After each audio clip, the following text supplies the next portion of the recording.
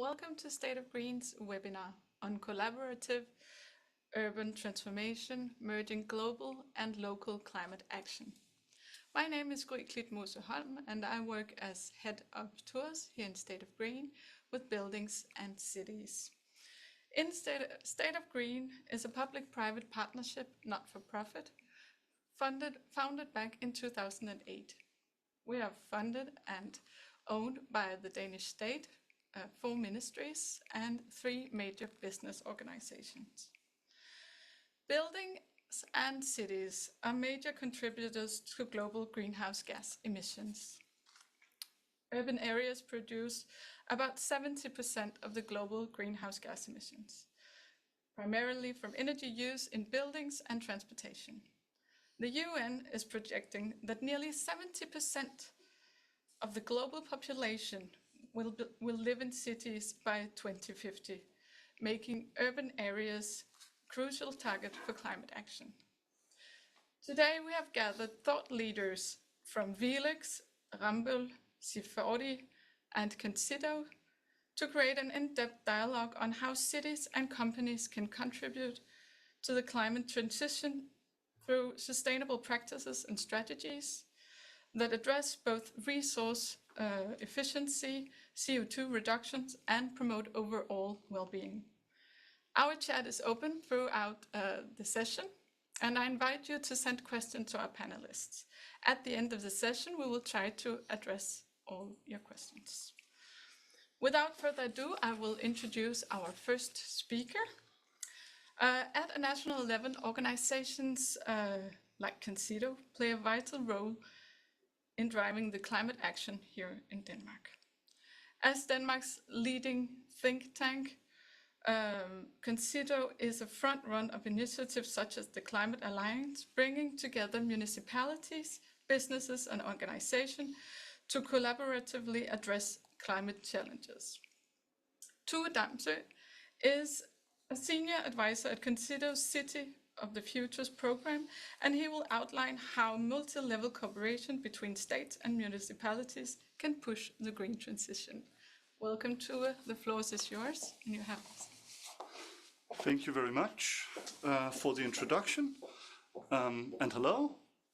As mentioned, my name is Tue. I work at the green think tank CONCITO in the program called Future Cities, working with municipalities on climate action. I would like to spend the next 10 minutes or so sharing with you my view on how multi-level cooperation can help to fuel the green transition in Denmark and beyond.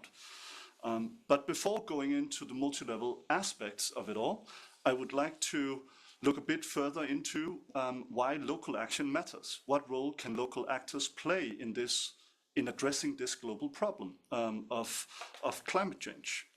Because local actors are often overlooked, but they actually have a number of different ways in which they can contribute to mitigating climate change. Firstly, they can act as a consumer. Municipalities own a lot of their own buildings, their own vehicles. They procure a lot of different foods and tools for nursing homes and such. And through all of those different ways in which they act as an administration, they can help to mitigate this problem.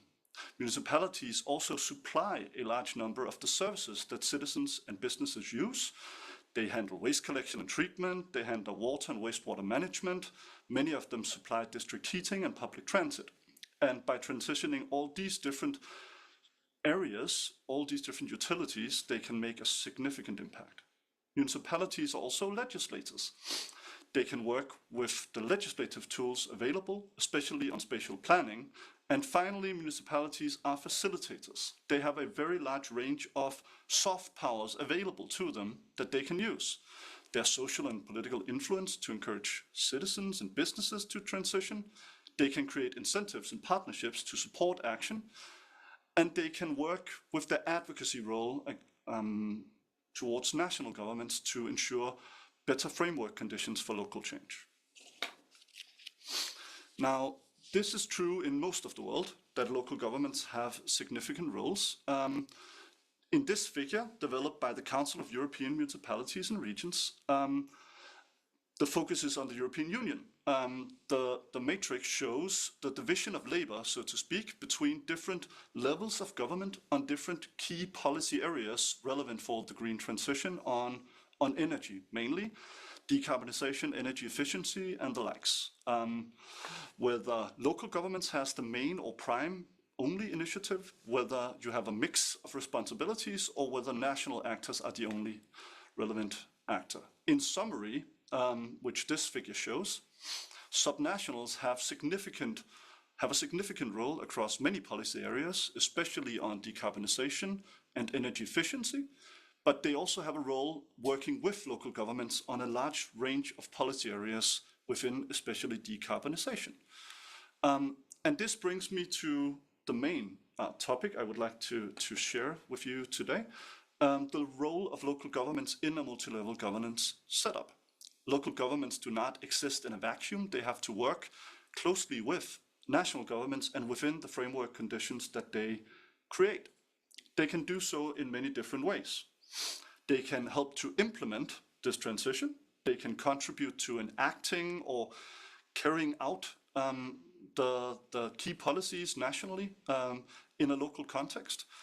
They can help to innovate, acting as a laboratory for innovation and development, providing a smaller scale for which to test different technological or policy solutions before rolling it out in a national or European context.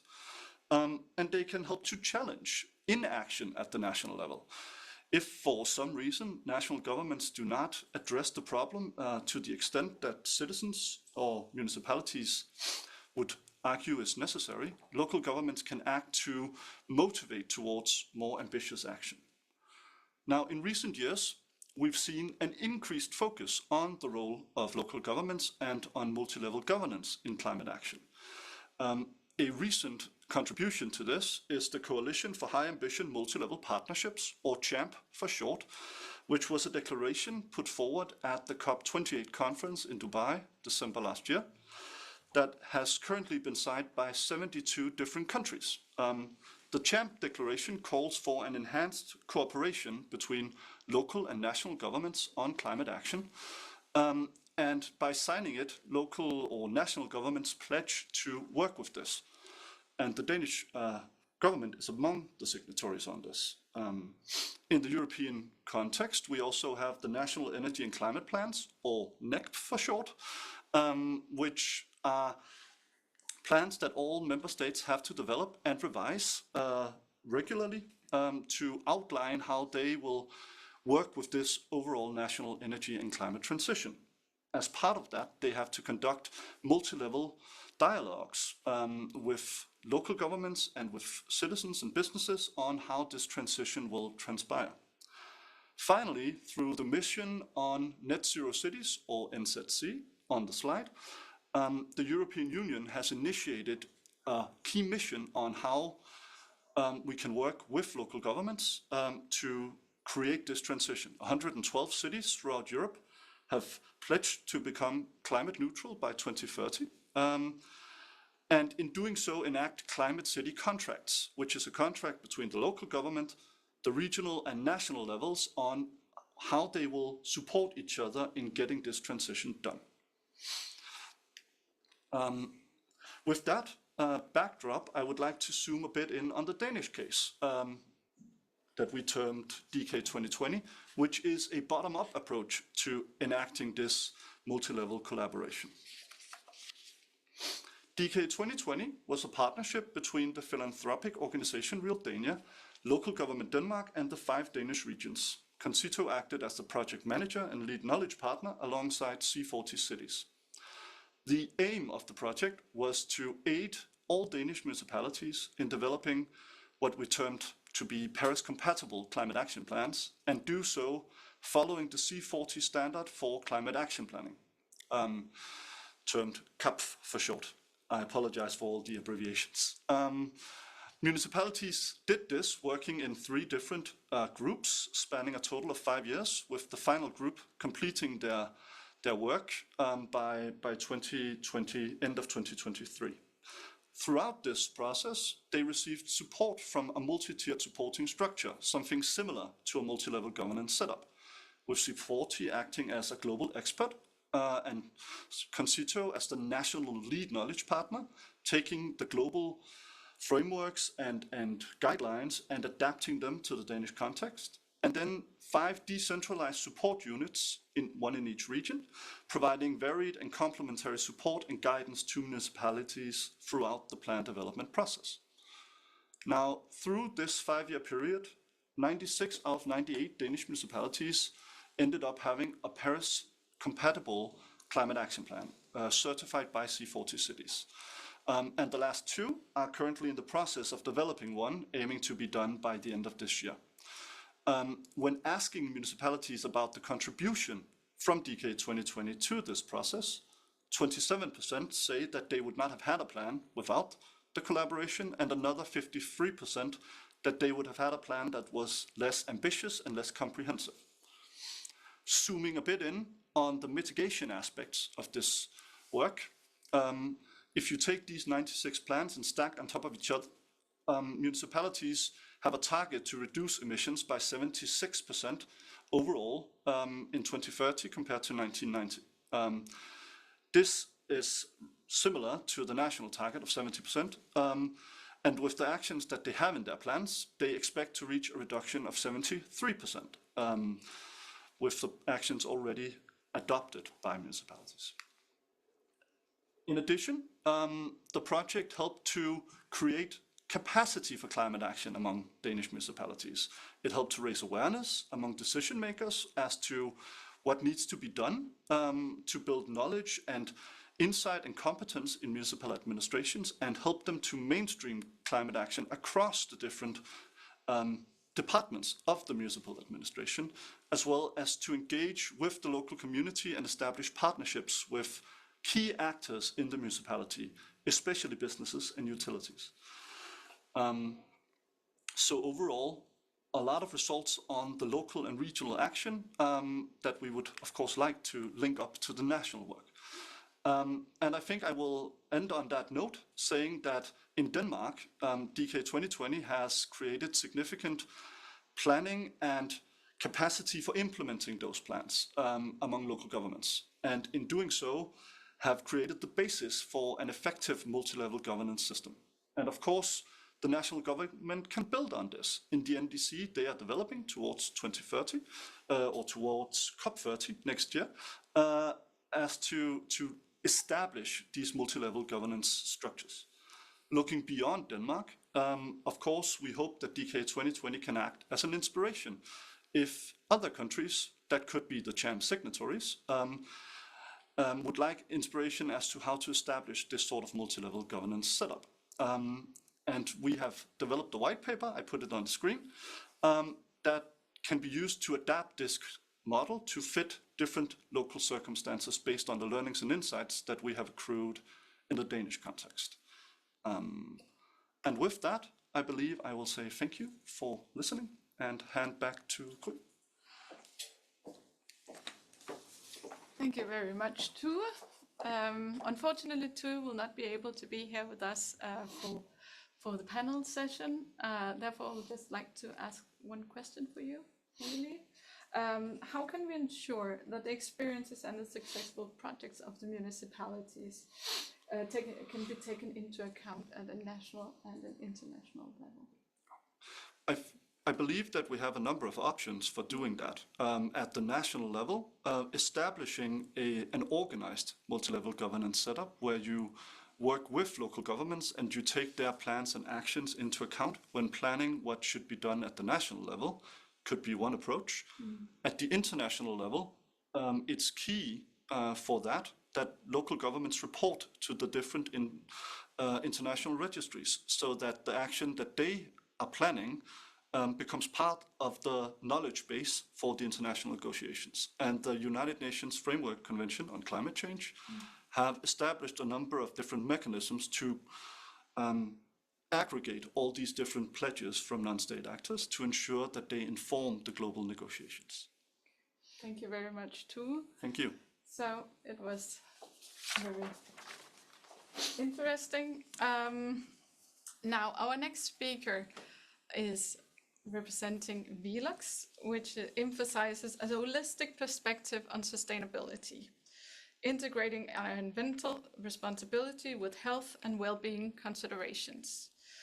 The commitment to sustainability extends beyond energy efficiency, encompassing a broader responsibility to both human health and planetary boundaries. Our next speaker is with us online. Please, Julie Kiestrup, the word is yours. Thank you very much, Grit, for the introduction. I hope you can hear me all right. I'm live here from Brussels in Belgium, and I'm hoping that I get my slides up in a second.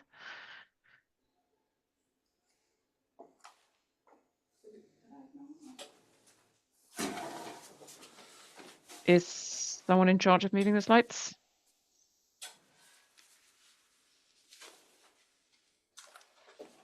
Okay, while we're waiting for the slides to get up on a screen. Wait. Yes, I am here. Yeah. I can hear you now, Julia. No, wait, I'm waiting for the slides. Yes.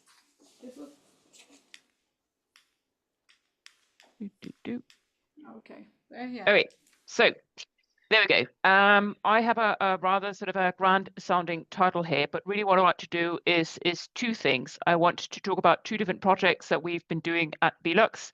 One that is on the theoretical side of things, and one that is on the practical side of things. Because as Grit said in her introduction, one of the things that we're really keen to do at VELUX is to go beyond the product and the sort of the simple performance of the product to talk about the whole building and the value of our products within it. Next slide, please. For those of you who don't know us, we are called VELUX. V stands for ventilation, lux is Latin for light, and that's exactly what we do. We sell roof windows and skylights all over the world, and we've been doing that for 80+ years. So really our everyday sort of journey is to make sure that people can play, can work, can sleep in a place that optimizes their well-being and their health. And the reason why I'm here today is because at VELUX we have since 1999 we've worked on sustainable living projects, and that's both on the theoretical and on the practical side of things. We've done more than 30 full-scale demonstration building projects in 22 countries, and we've driven research that puts the spotlight on the need for building renovation to address societal and environmental issues. And in all these projects, this sort of notion of health and well-being at the center of the experience has been vital. Next slide, please. So one of the projects that we've been doing since 2015 is a report called Healthy Buildings Barometer. And we started this project originally because while on one hand, anecdotally, I think many people know and understand that being in a building that is healthy is also in turn healthy for them, there isn't so much data that actually correlates that fact. So we worked first with various other research partners, and this year with a Brussels-based institute called Buildings Performance Institute Europe, to develop this framework that can, on the one hand, sort of track the state of Europe's buildings. So where are we today? But also, importantly, look at what then can we do to change where we are today to create a framework that is much more sort of holistic and takes into account not just energy efficiency, not just climate, not just decarbonization, but all of it. And the reason why that matters is, at least in Northern Europe, we're spending about 90% of our time indoors. So while there's typically a lot of focus on external air quality, outside air quality, actually we're spending 9/10 of our time inside, and therefore we ought to have a much bigger focus on how the impact of that air is. Next slide, please. So there's a lot on this slide, and you're not meant to be reading it from here. We are sending out the slides afterwards. But what I basically wanted to say with this slide is that there is a huge amount to be gained from focusing more on the indoor environmental quality.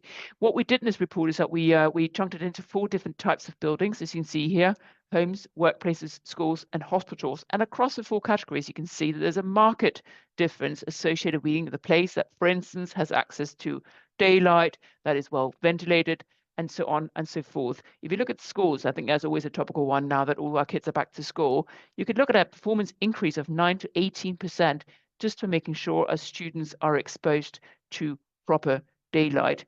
Another factor that goes beyond the well-being is health, of course, both chronic diseases, but also just this sort of things you get at school, at workplaces, you know, the flu here, the flu there, that all accumulates. And again, if you're in a building that is well set up to support your health, then the costs will be reduced significantly from that.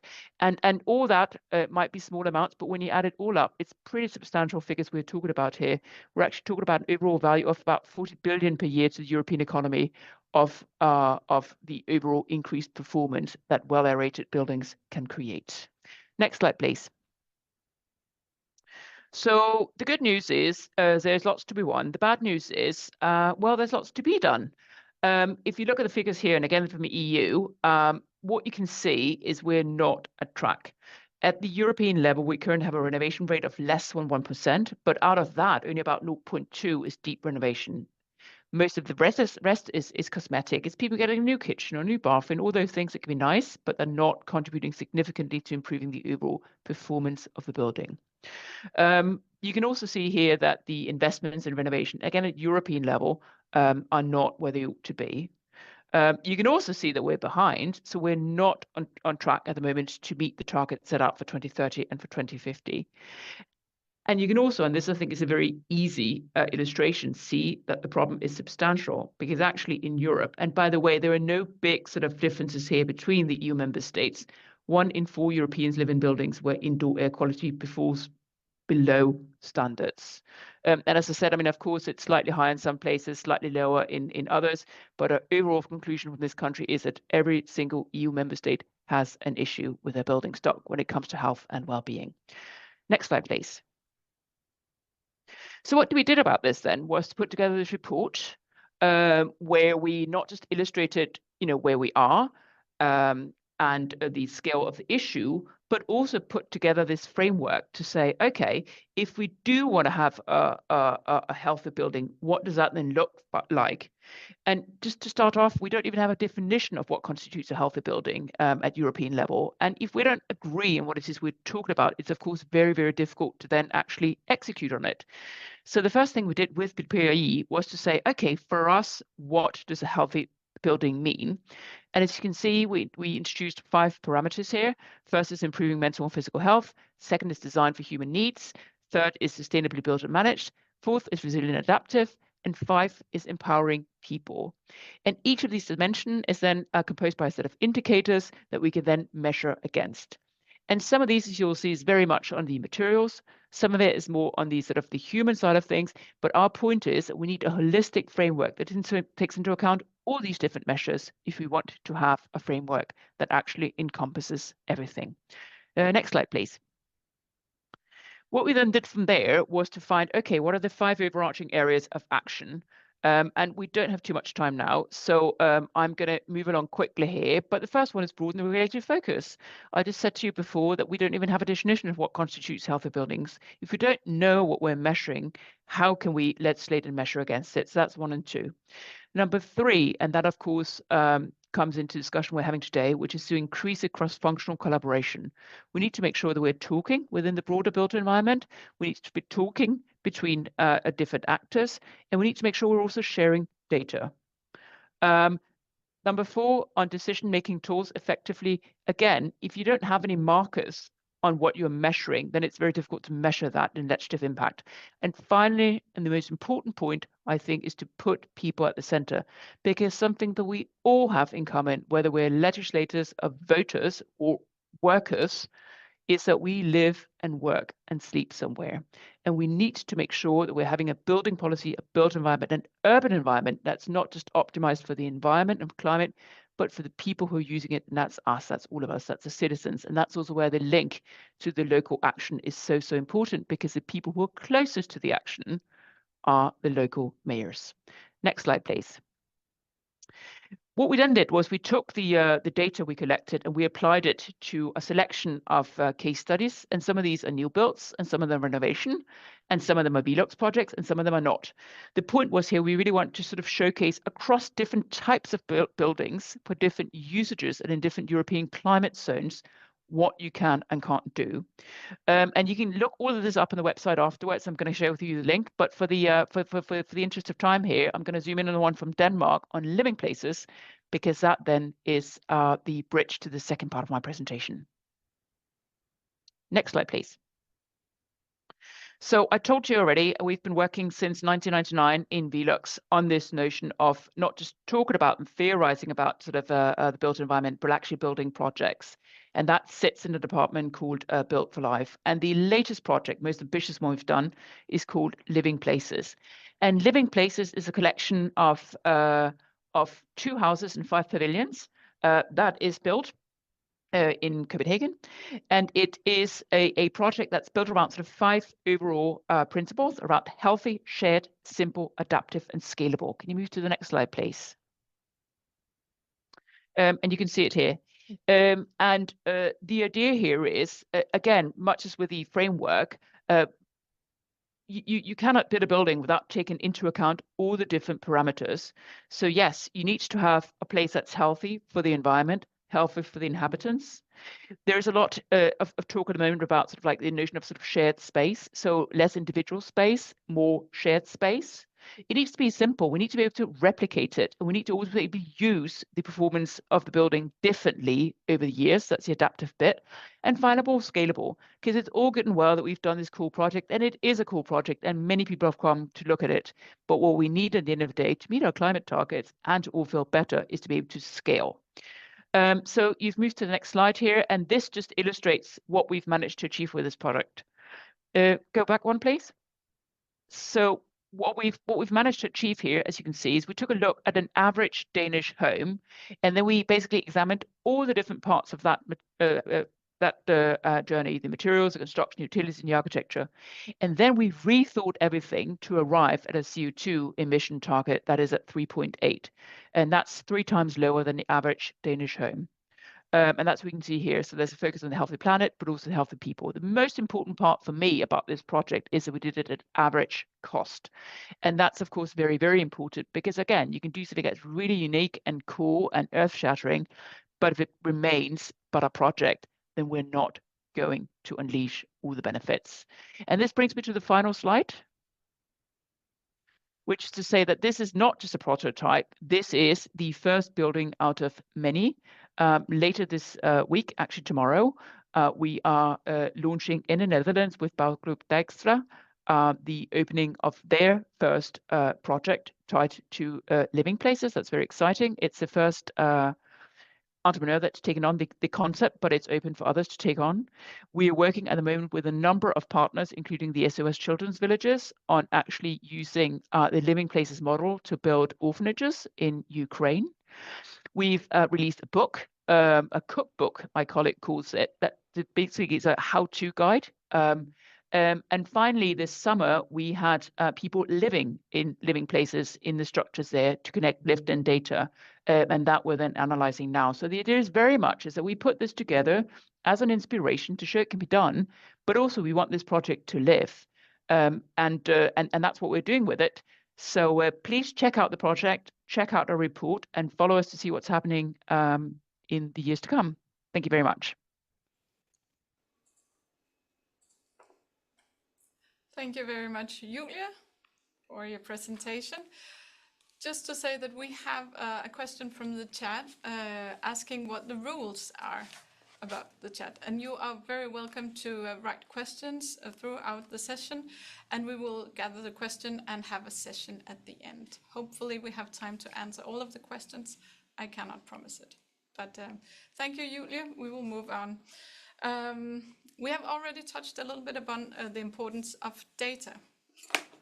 And data plays a crucial role in driving the decarbonization and the resilience of buildings and construction sector.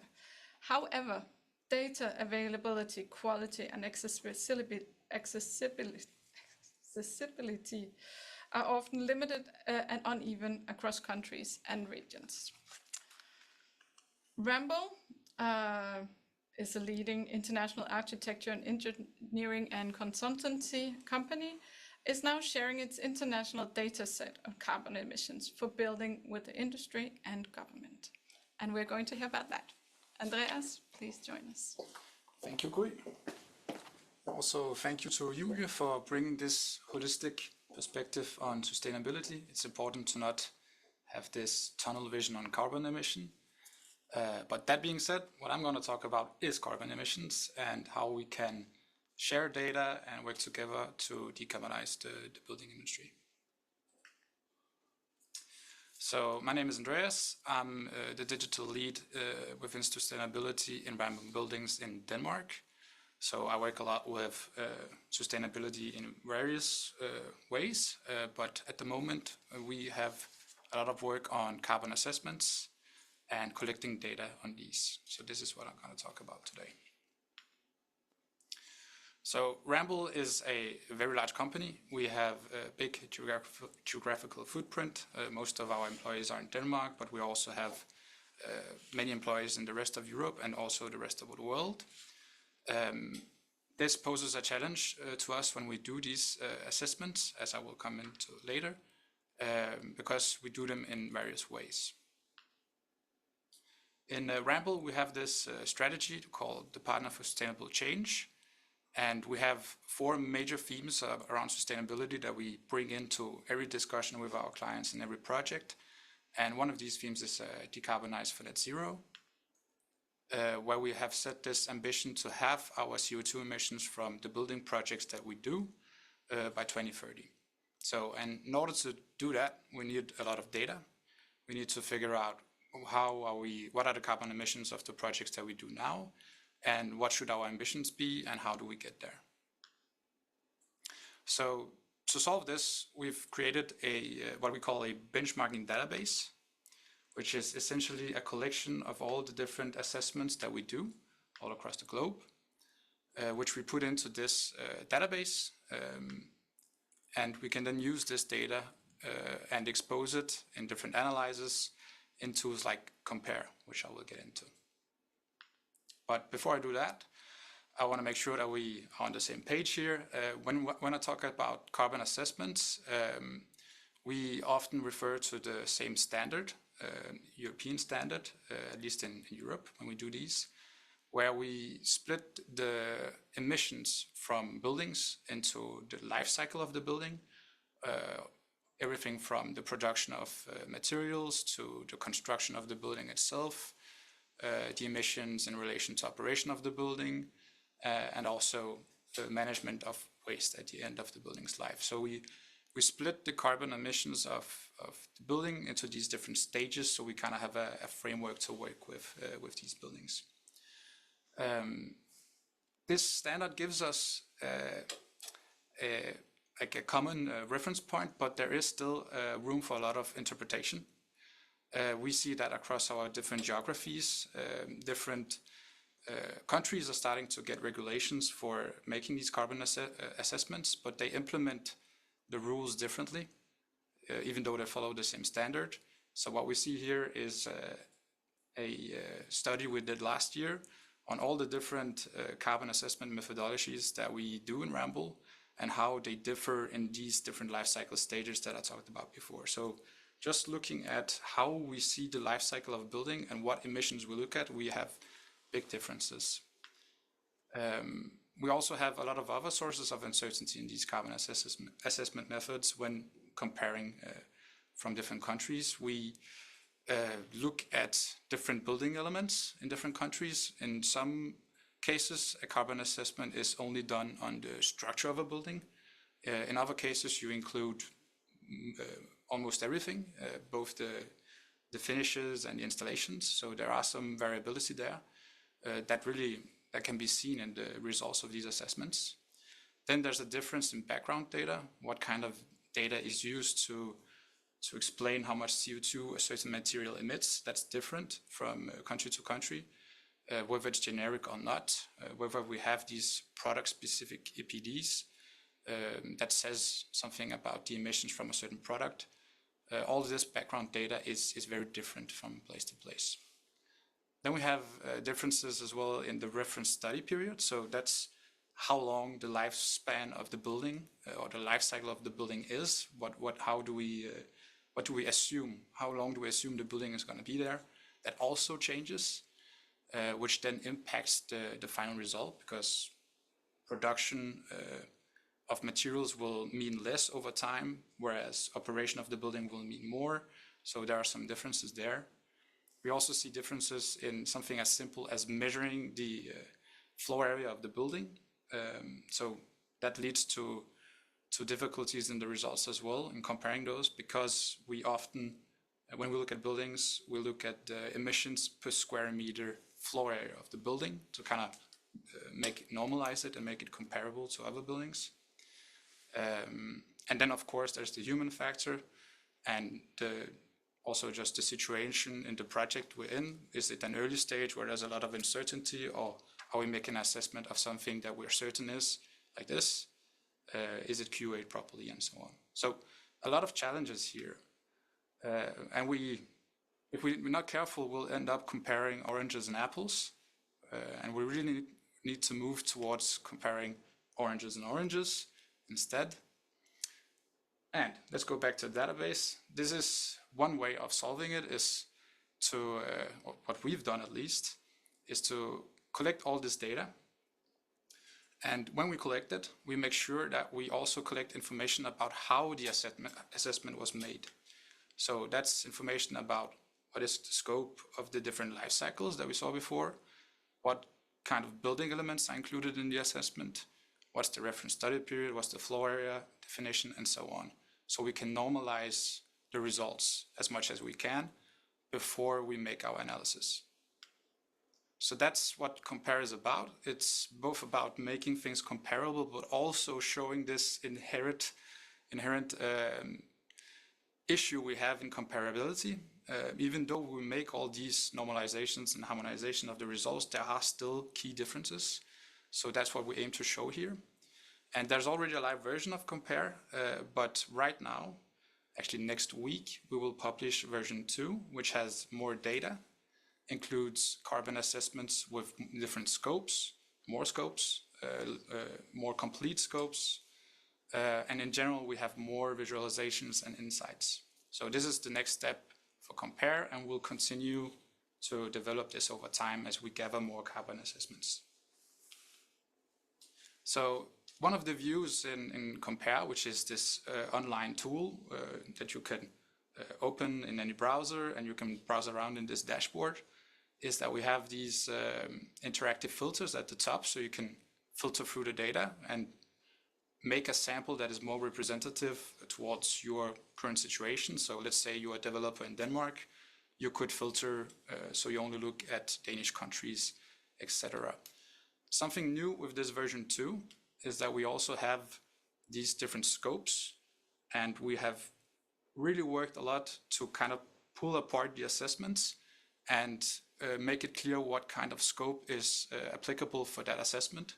So in this view here, we are seeing the number of assessments that have only the building elements in the superstructure included, and only the lifecycle modules A1 to A3, which is the production of materials. So we're not looking at operation, we're not looking at waste, only the production of materials in the superstructure. And we have made several of these scopes. So up in the right corner, you can filter through different kinds of scopes. More and more data will be included in the visualizations. And we can see that the larger the scope, the more building elements we include, the more modules we include, the larger the result is. And this goes to show that it poses a problem creating these cross-national limit values or ambitions. How do you set a number when the carbon assessment is not carried out in the same way? And that is what we try to work with here.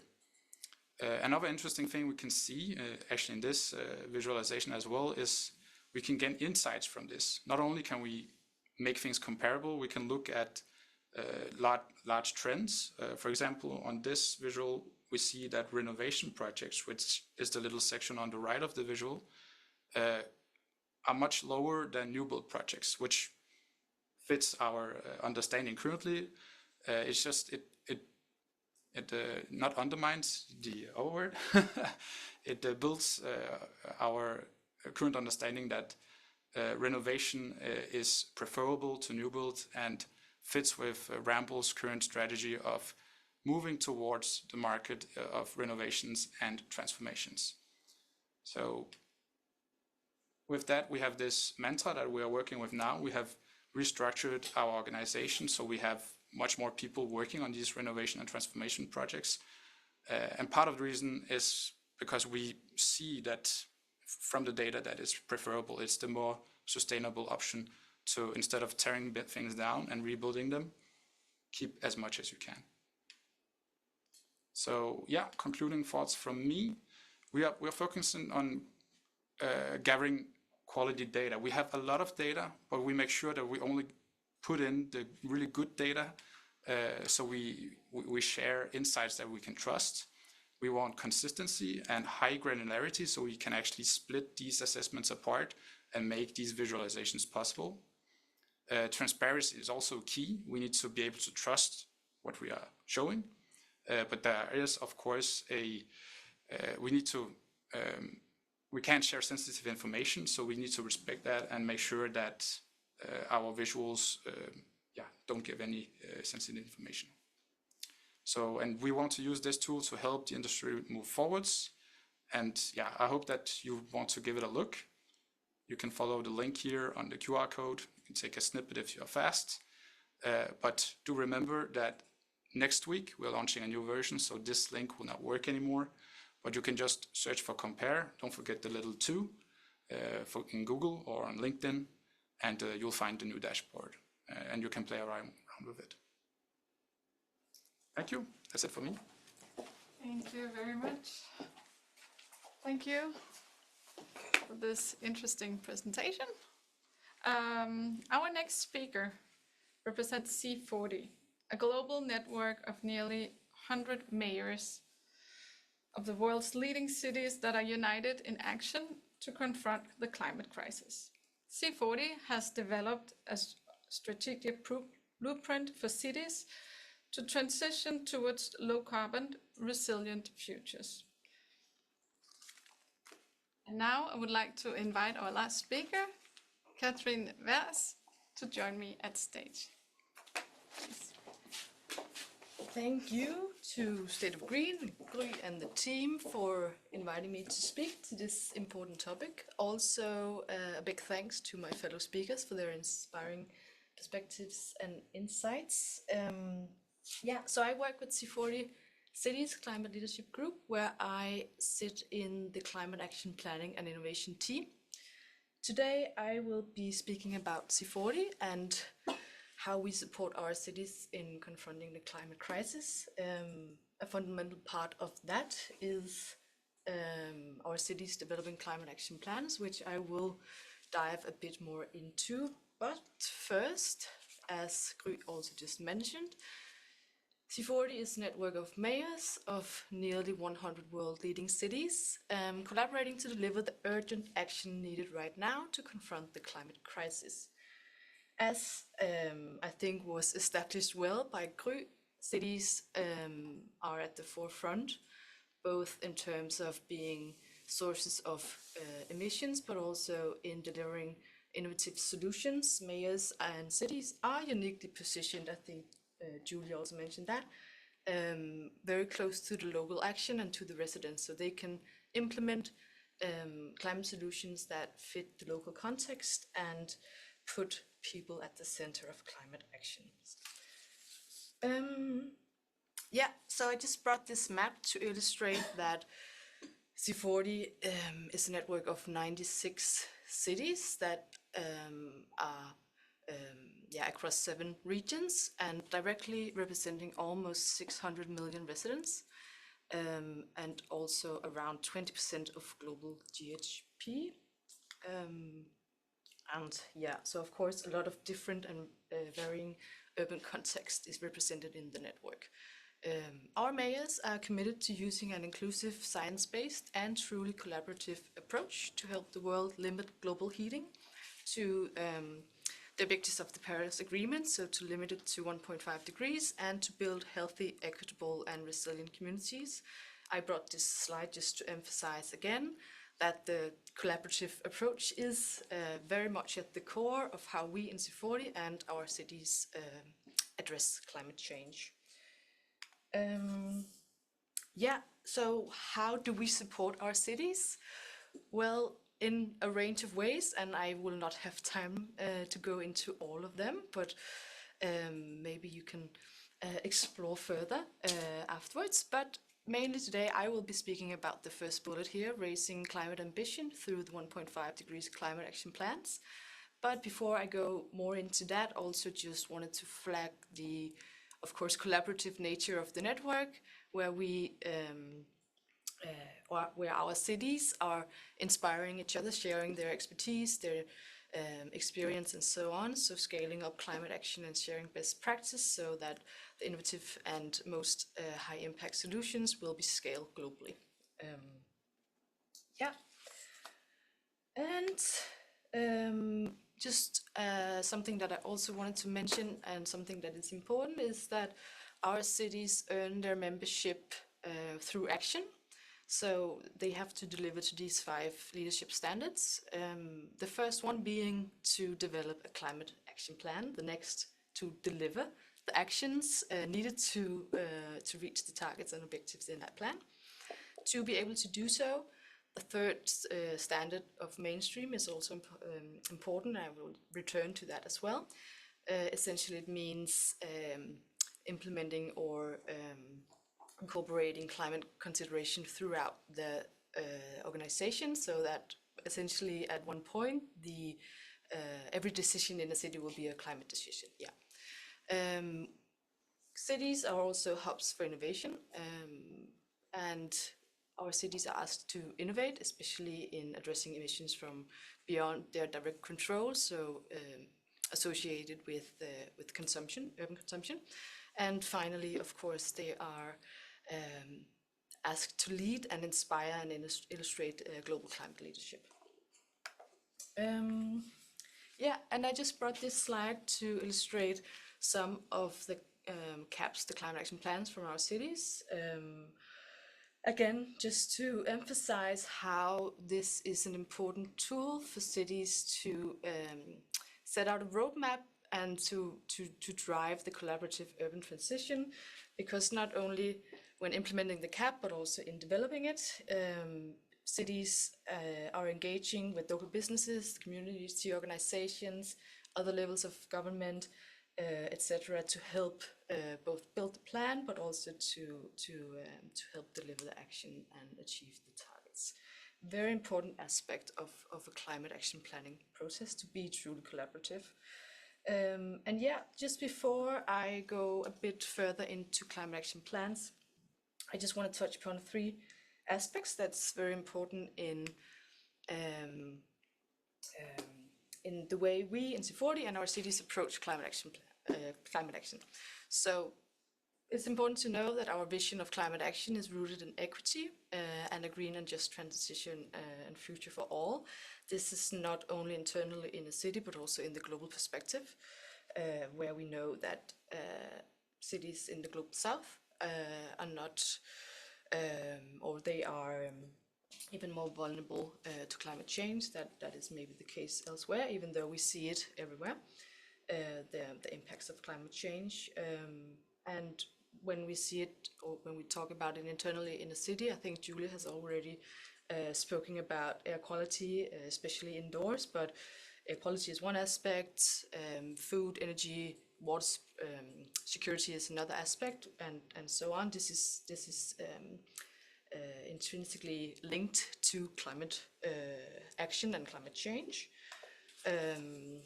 Also just brought this slide quickly to illustrate that we support our cities and our cities work across all of the high polluting sectors, and very importantly integrate their mitigation and adaptation efforts and measures. You can also explore a bit more about our programs and initiatives on our website if that's interesting. For example, our Net Zero Carbon Buildings Accelerator or our Green and Healthy Streets Accelerator. That's yeah. And again, today we're speaking a lot about mitigation from a global perspective, and for many of our cities, adaptation is actually the key thing, because cities are uniquely vulnerable to climate risk, ranging from, of course, heat-related hazards such as drought and extreme heat, but also water related, such as rising sea level, flooding, and so on. So yeah, just wanted to put emphasis on the importance of that as well. Also, when we plan the cities and the buildings and where we want to expand our cities. Yeah, I think I have to move on a bit. Sorry. So why is it that we see a need for cities to develop an ambitious and robust climate action plan? Well, we know that global emissions must be halved by 2030. We need to reach net zero by no later than 2050.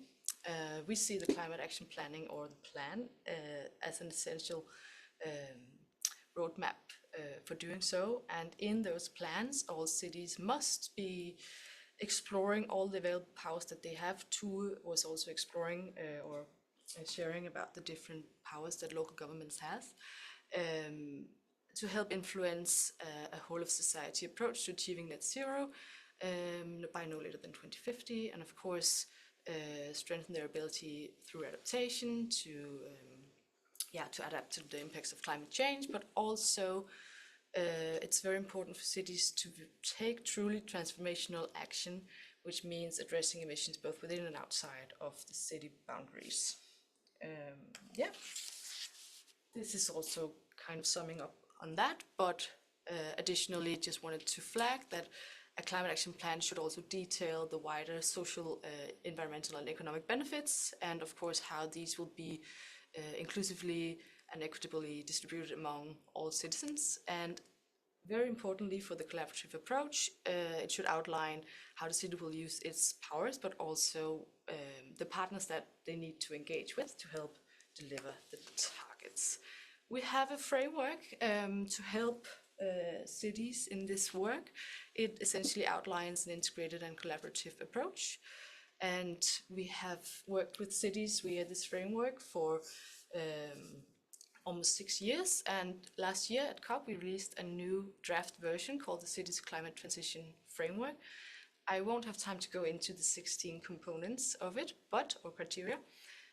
Just know that some of the new aspects, incorporating, for example, the recommendations from the Integrity Matters report, is a stronger focus on governance and mainstreaming, monitoring, evaluation, reporting, and learning, but also a stronger focus on reducing emissions from urban consumption, explicitly phasing out fossil fuels, one of the criteria, but also adaptation-wise. And to link maybe to Andreas's, data is an important aspect of all of these. So that's also a big part of it. Yeah, and I think maybe I will leave it to that. So I hope I conveyed my point that the Climate Action Plan is a key aspect and a key tool for cities to drive collaborative urban transition. I just added a few knowledge resources here that you can explore further if you please. A cap or a map that leads to the caps of our cities, or our online learning guidance on climate action planning and so on. Yeah, thank you. Thank you very much, Catherine. Please stay here. Yes, sorry. Thank you very much. Now we will go to the questions. We have some questions from the online, but before we start that, I just would like to say thank you very much for all the presentation. Thank you for being here. Also, yesterday, Denmark, all the media went breaking yellow because we have a new commissioner, EU commissioner, Dan Jørgensen, should be the new commissioner for energy and housing. I personally find it quite interesting that now for the first time we will have a European commissioner on housing. So that is interesting.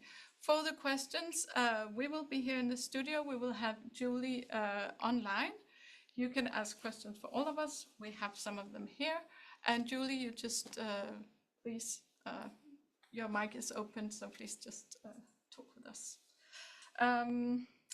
Now, to go back to the election of Dan Jørgensen's new role as EU Commissioner on Energy and Housing, I would like to ask you, how do you think that could influence the European agenda for urban development and how can European city benefit from this? Julie, could you share your view on this, please? Yeah, sure. I think the first thing to say is, of course, that he hasn't been elected yet. Now all the commissioner designates will go through a hearing at the European Parliament, so that's also our chance to get a bit more of an answer to what they themselves see as their missions. But for sure, the fact that we now have a new commissioner for housing is interesting. We should not forget that there isn't actually any European competence on the issue of housing, so that'll be interesting to see how that will be dealt with. The other thing that's very interesting for me is that it sits within the energy portfolio. Certainly in Brussels, there were rumors that it would sit more of a sort of a social portfolio. So the fact that energy and housing has been put together is in itself very interesting and will pave the way, I think, for a renewed focus on the building sector, which of course is VELUX we're very interested in. I think the other thing that's also very interesting, maybe less pertinent to Danes, is that we now for the first time also get a commissioner who has circular economy in her title, and that portfolio goes to Sweden. And actually, when you look at the commission overall, there's a good handful of commissioners that all have a role that will leave them very implicated in the green agenda. And some people see that as an issue because it's going to be turf wars. But I think it really underlines that this sort of transformation, and at the center of that, the urban transformation, is really key to this new commission going forward. And that von der Leyen, despite what we've sort of been mumbling about with the last few months, also does understand that green is the key to competitiveness. So overall, I think we will see. I've read the mission letters, of course. It says something, not everything. But I think all signs are that this is going to be another commission that puts focus on the green, and where maybe this issue of the sort of holistic integration is, at least in the title she's chosen, a little bit more present. Yeah, definitely. Yeah, we will see what happens, but at least, as you say, interesting that they're working with this combination at the EU level. Would you like to comment on this, or should we take other questions from the chat? I think it was well put. Yeah, definitely, definitely.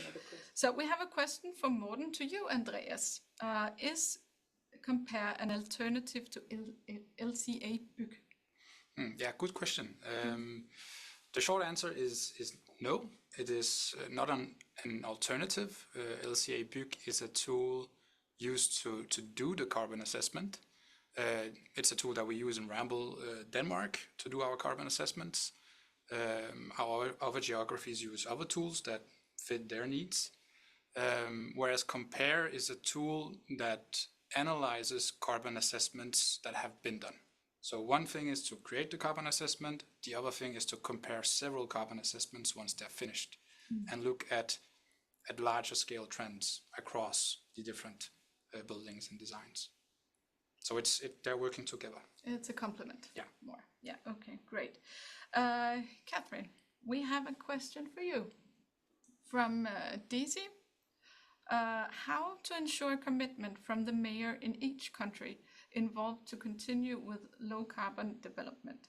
And is there any punishment or reward to the city where they can achieve the standards?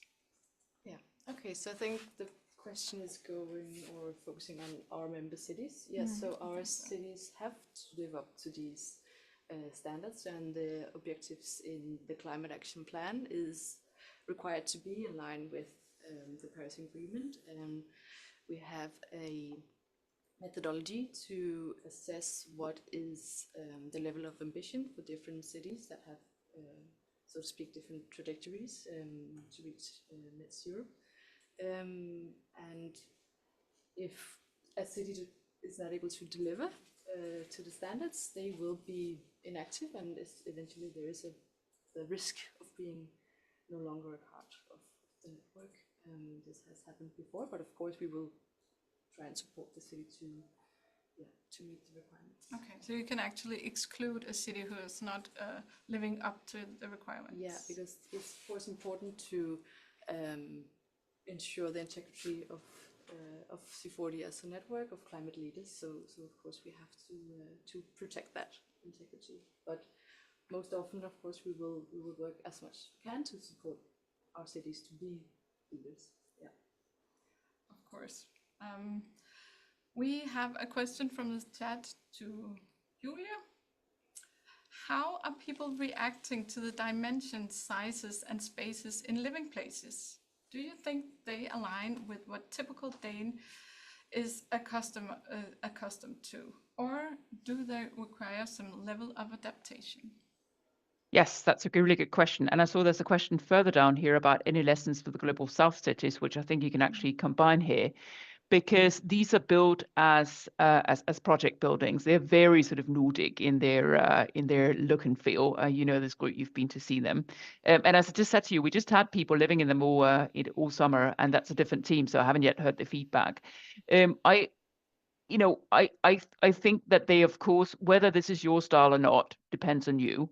I think this notion of having buildings that can serve different purposes over a lifespan, which is what these buildings also do, is something that at least in Brussels policy circles we talk a lot about, both for people, in their private homes. You might have like a phase where you're two, then you might have like kids, then you might retire, so on and forth. And also this notion of the lesser individual space, more shared space. So that's what we've incorporated in that concept. But I think the really important thing about living places to underline is it is a concept. It's in methods behind. So you can do with it what you please. As I said, we've already agreed to build orphanages in Ukraine that obviously be scaled up. We're also looking into, as a second project, to use a new built element on top of an existing building to add an extra floor in a renovation project. So that's the idea behind. The idea is to see, okay, when we take all these different sort of parts of the project apart, how can we then reduce impact?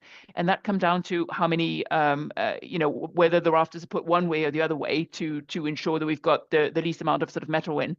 And those elements and theories behind building can then be applied in theory, not to any odd building, because of course it's optimized for indoor climate, for ventilation, and for daylight, but in many ways. And so I think that's also where it fits into the question here with the Global South. Yes, you can absolutely, from our project, take the elements and the thoughts and apply it to your climate. In Northern Europe, at the moment, we're still most concerned about heating, for instance. But of course, what we're also working here is natural ventilation, i.e. natural cooling, right? So there are lots of elements here that can be applied to a different context, but still built on the same circularity principles.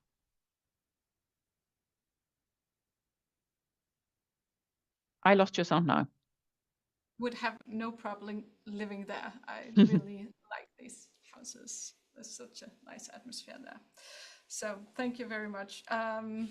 I would like to dive a little bit into to the data aspect, because now we all know that transparency and data sharing is crucial to the green transition.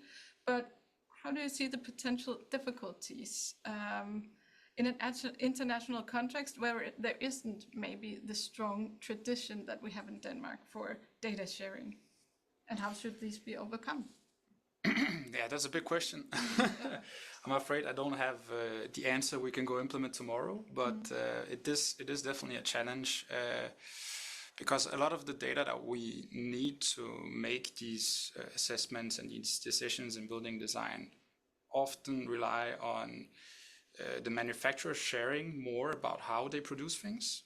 So we see when EPDs are made, these environmental product declarations of products, how much CO2 do they emit, it can be a bit difficult to be transparent there. So I think that's where we should start, put a bit more pressure on the manufacturers, because then I think our clients, the developers, the portfolio holders, I think they're not as afraid of sharing how their building looks. That's at least not our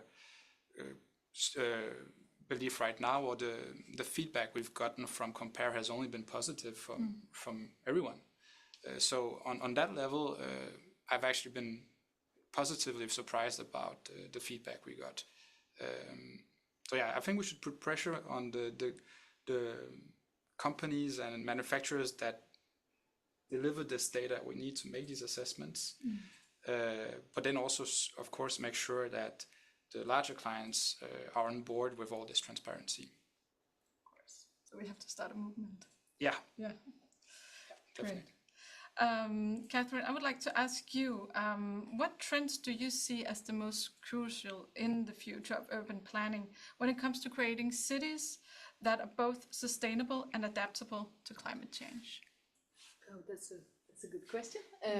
Well, of course, addressing emitted carbon in, for example, the built environment will be one aspect, but I think I will maybe refer to two trends, two practices that we've seen being scaled these years. The first one being the 15-minute city that has really taken on in our member cities, which is essentially this idea that everyone should live in a space in the city where everything is within walkable or cyclable distance, everything that you need in your day-to-day life, but also a more governance aspect. As I said before, we've strengthened the focus on mainstreaming. One practice to do so is the climate budgeting approach, where you essentially, as I said earlier also, incorporate climate consideration into the budgetary process in the city, which will help bring transparency when you build, when you develop new infrastructure projects and so on. And I think that is also a key thing to help drive that movement that you said before, and really where cities have a power to help drive these things and be leaders.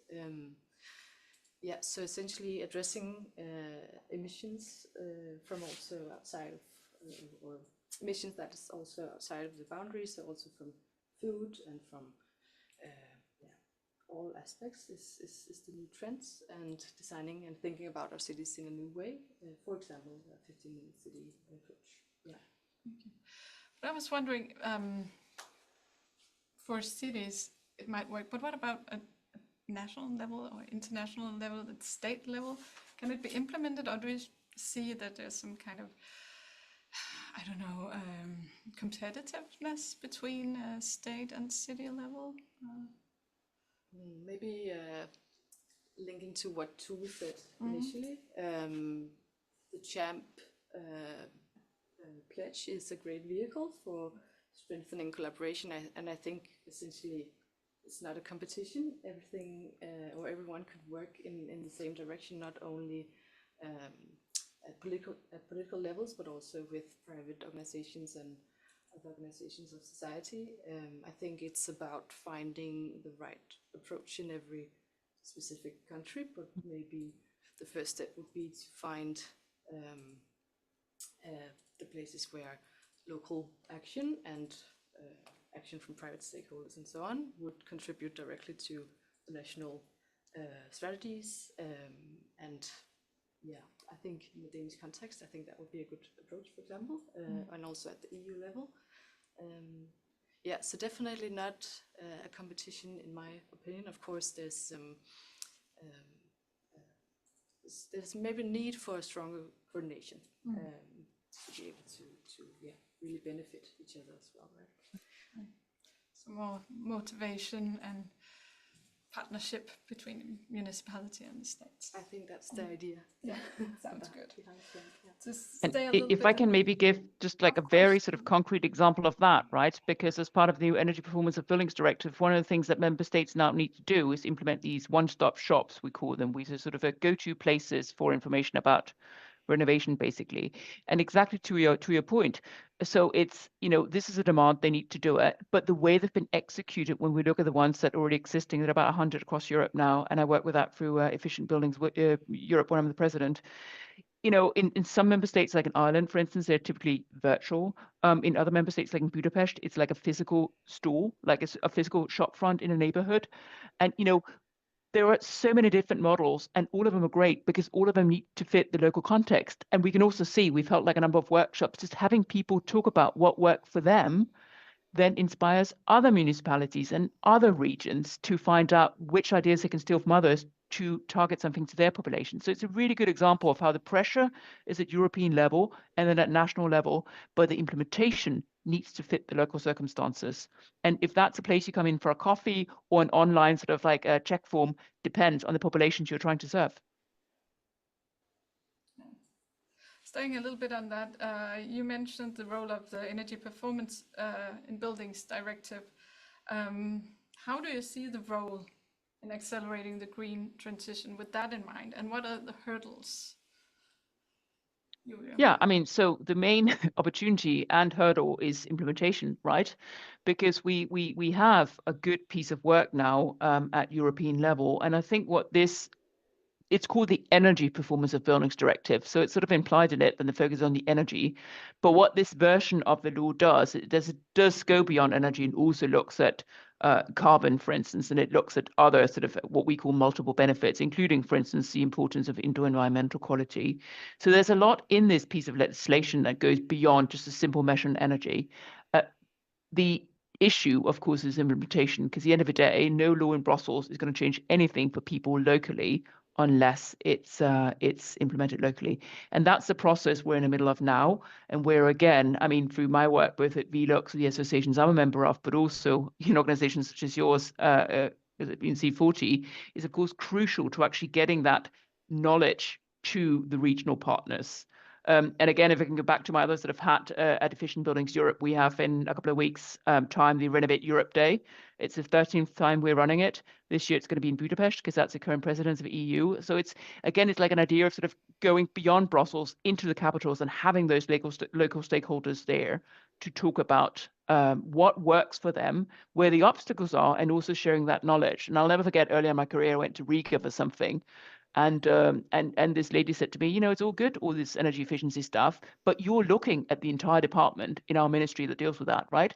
So very often it's a question of, it's not, well, sometimes it's also an unwillingness, but often it's resource and lack of knowing how to go about it. And that's again where this collaboration between all actors at all different levels is just so important, because that one woman in Riga, no matter how committed she is not going to be able to implement the whole Fit for 55 package without substantial help from people such as those on the call and such as those on the panel.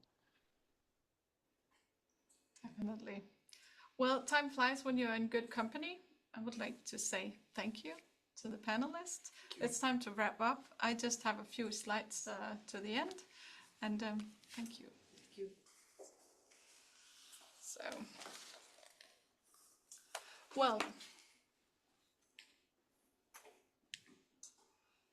So thank you very much for joining us for this webinar. If you're interested in finding more green solutions, I invite you to visit our website, stateofgreen.com. We have more than 1,700 green solutions gathered there, represented by 600 Danish solution providers. It is kind of a one-stop shop where you can go in and be inspired.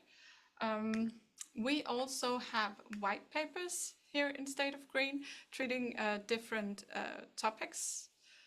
They are for free. You can download them for free on the website. And yeah, we have a little bit of everything. Then we have a podcast. And actually, the latest episode is about cities. It's quite interesting. There is Mark Watts from the C40 represented, and also former Lord Mayor of Copenhagen will be speaking there. So thank you very much. And just to wrap up, well, we have now seen how large cities and urban areas are important national hubs for businesses and commerce, but also for housing and leisure, human exchange and innovation. Yet the future of urban areas is fraught with considerable challenges. To tackle the challenges of today, we need ambitious planners, innovative technologies and inventive solutions. We need pioneers who can lead the way, and we need cooperation between public and private stakeholders. Put in short, we need to plan for the future. So we have reached the end. I would like to thank our presenters once again. Just one little thing. In State of Green, we continue to promote sustainable practices within cities and buildings. And we will be represented in Aalborg in the beginning of October for the upcoming ECLI event, European Conference on Sustainable Cities and Towns, which will take place 1st to 3rd October. We will host a networking event there on the 2nd October. I will be there, and I hope you will also be there. Please feel free to reach out to me if you have any questions. Unfortunately, we did not have the time to go through all of the questions, but we will gather them in the end.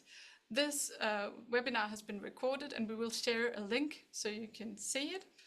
And then please contact us if you have questions. Because State of Green is partly publicly funded, we have to evaluate on all our activities. Therefore, I would kindly ask you to scan the QR code and evaluate on this webinar, please. It takes 2 minutes. You can scan the code and do it later, but now time is up, and I would like to thank you very much for listening.